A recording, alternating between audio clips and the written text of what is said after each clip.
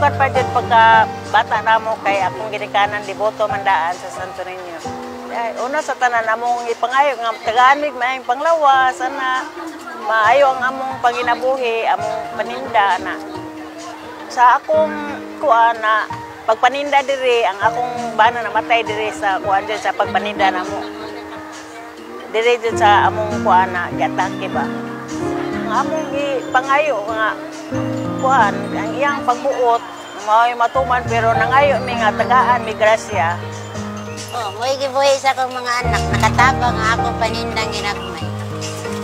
Kaluyan sa dintaon, gitabangan sa nga mag-ayon lawas, na ako mga pamilya ng tanan. Buligan sa ang akong pagpaningkamot sa ginagmay na akong pangita. Ay, bumisi kalaki po nga, magsigitag buk at nang mamay mo doon na tumangpa. Bita, di sa tiguang na ta, ngisil, tagyapon. Tagpo gid sa langit kalipay. Ganibuli gid siya sa akong paningkamot. Yun po, so far okay naman po ang aming buhay sa pagnegosyo ng ganito dahil di po kami pinababayaan ng pong Santo Niño.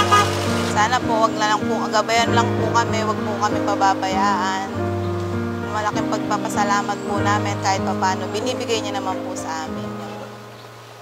Sana po matulungan po kami sa araw-araw naming hanap buhay at gabayan po ang aming pamilya. Nagpapasalamat po kami sa kanya dahil kahit paano okay naman po at binibigay niya po ang aming pang-araw-araw na lang. Kanang ni siya, kanang bago na ako naka-experience gani nga kuan nga baligya og Santo Niño. Kampo kita always get permis sa atong mga pamilya, ilabi na gid sa atong mga anak ug sa mga kuan, ilabi na jud magampo kita permis adlaw-adlaw gid. Nga to tama nga maayo lamang among lawas sa akong mga pamilya, sa akong mga anak nako, ilabi na gid nga mas maayo lang, peaceful na gid ang among pangabuhi.